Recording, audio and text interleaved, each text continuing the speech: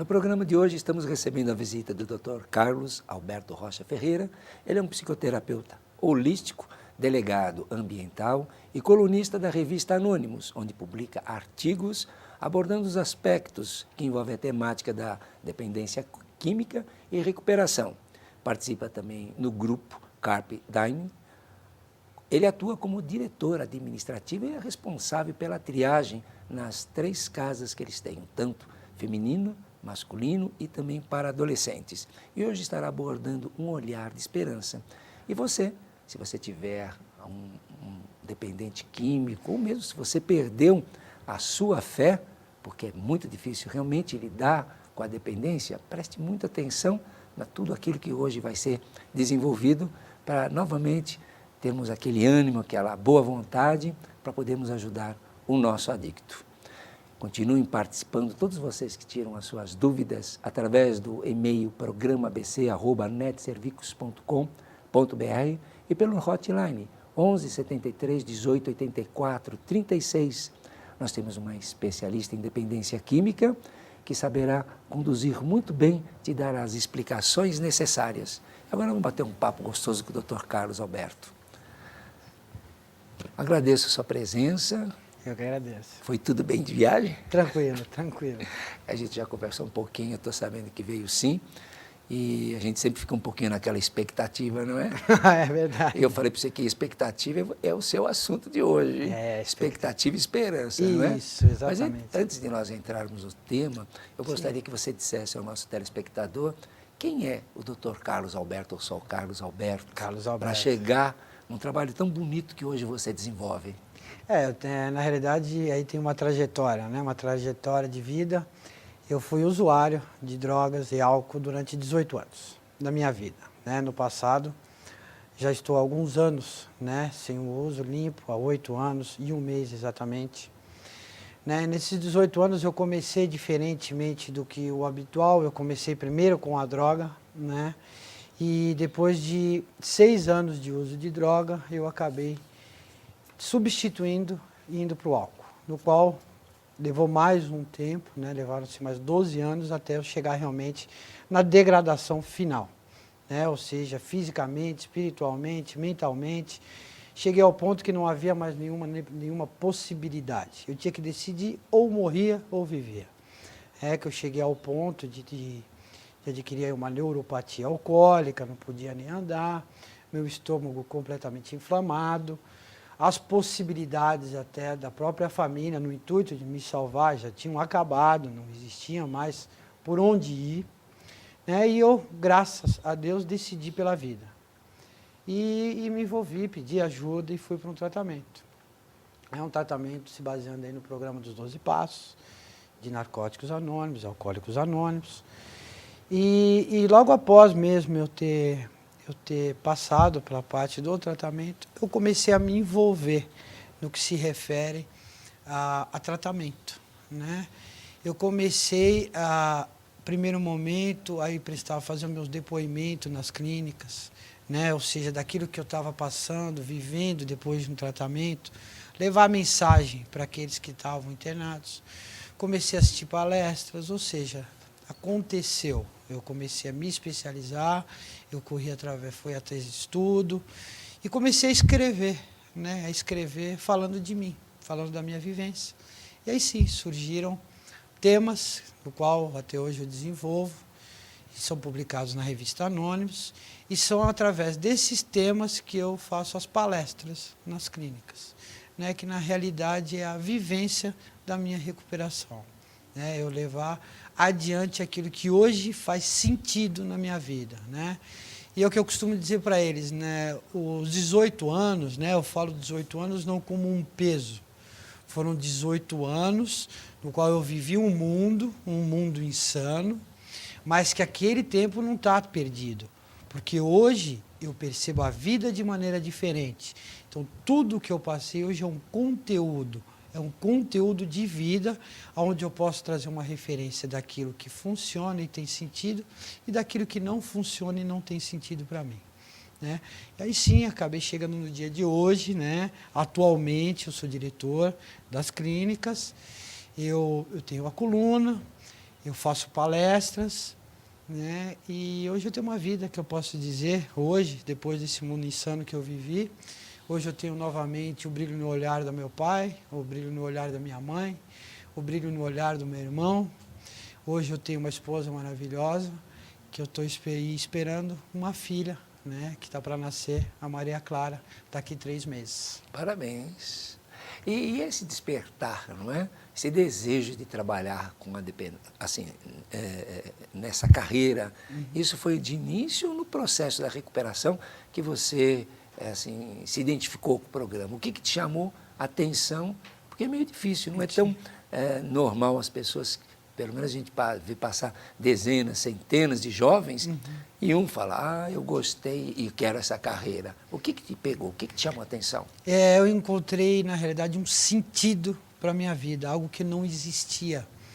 Eu percebo hoje que eu vivia correndo atrás. Se me perguntarem do que, nem eu sei, mas eu estava sempre em busca de alguma coisa, de algo, sempre correndo atrás e sempre insatisfeito. Nunca tinha um sentido. Então, eu me deparei com a recuperação como realmente um despertar para a vida. E eu não consigo mais, eu não conseguia, eu digo assim, eu trabalhava, como um exemplo, eu trabalhava com informática, né? Até a parte de degradação final. Era muito cômodo, no isolamento, ali na frente de uma máquina, na qual eu mandava ela fazer o que eu queria, né? Então, para a vida que eu vivia, para aquele mundo, para a ativa, o isolamento, para mim, estava todo pronto. A partir do momento que eu tive esse despertar, que eu me deparei com a vida, foi algo que eu trouxe para mim. Eu quero gente, eu quero viver, eu quero me envolver. Então começou a vir essa identificação de eu levar adiante o que eu estava sentindo, né, da recuperação. Perfeito. E naquele momento em que você procurou, ou pediu, ou alguém propiciou, teve alguém que levasse a esperança a você para procurar ajuda? Naquele momento, assim, quando eu me deparei antes, quando eu me deparei na minha degradação, ou seja, eu preciso de ajuda, né, eu não tinha possibilidades ali. Na realidade, aquele momento final, eu não tinha possibilidades, que foi, assim, no momento que eu pedi ajuda realmente, eu estava na frente do computador e eu percebi que eu não tinha nada. Eu estava, era o início das redes sociais, né, e aí tinha que preencher o cadastro, né, aí, quem é você? Eu não sabia escrever quem era eu. Né, que livros você gosta? Que livros? Não lia nada. Né? Filmes, nunca terminava de ver um filme. Fotos no seu álbum, eu não tinha fotos. Eu não tinha momentos na minha vida. Né? Então, esse foi aquele momento no qual eu pedi ajuda. Mas dentro do centro de tratamento, né, no tratamento, teve uma pessoa que ia lá, uma das pessoas que trabalhavam na comunidade, mas tinha em especial uma, que ia fazer palestra. Né, que ia lá, sentar e conversar com a gente. Essa pessoa me trouxe esperança. Porque eu olhei assim e falei assim, eu quero isso. Né? Eu quero isso que ele está falando. Não ele, mas o que ele está falando. A identificação. Né? Foi através da minha identificação, porque ele falava igual a mim, né? Ele sentia muito parecido comigo, só que ele me trazia algo que eu não tinha. Ele me mostrava algo que eu não sabia onde estava. Então eu falei assim, eu quero isso para mim. Então, esse olhar de recuperação é que me trouxe esperança. Perfeito, deu para entender. E assim, hoje, como você lida com esse mesmo público, qual a sua maneira então de levar, como você vê a importância de tocar um jovem, esses jovens que você tem, quando faz a triagem, de ter não somente esse olhar, você expressa alguma coisa como um dia você recebeu? Qual a importância de se passar, então, a esperança agora para esses jovens? De que forma que você passa alguma coisa nesse sentido para aqueles que estão contigo? Eu caminho no mesmo sentido no qual eu percebi, né? Na identificação. Eu tento sempre, quando ou o dependente em si né? Ou a família em si, eu tento me colocar no lugar deles, mas não vivenciar o que eles vivem, para conseguir de alguma forma mostrar que existe um caminho, para que eles confiem no que eu estou dizendo, não no Carlos, mas no caminho que o Carlos está mostrando. E é um caminho que o Carlos vive e que a possibilidade existe. Por isso que eu não tenho nenhuma dificuldade de falar do meu passado, porque foi da onde eu vim, mas agora é onde que eu estou. Então, se eu estou aqui, quem não pode estar aqui também? Então, é isso que eu falo, eu não sou diferente de ninguém. Antes eu me colocava como diferente, hoje eu tenho o meu espaço, e por que o outro também não pode ter? Então, eu mostro realmente aquilo que eu sinto e o que eu vivo, né? Então, essa é a maneira como eu tento despertar para essas pessoas, sejam familiares, sejam dependentes, falando de mim. Sem dúvida.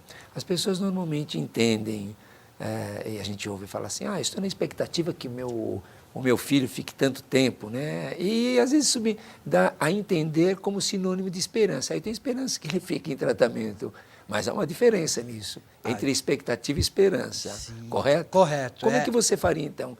Não é? Porque você mostrou alguma coisa em termos de esperança. Então, vamos fazer, como é que você faz essa diferença entre essas duas palavras? Expectativa é sempre quando eu coloco, né? Ou seja, o resultado, ou seja, o caminho em cima de alguém, alguma coisa. Eu projeto sempre para o amanhã.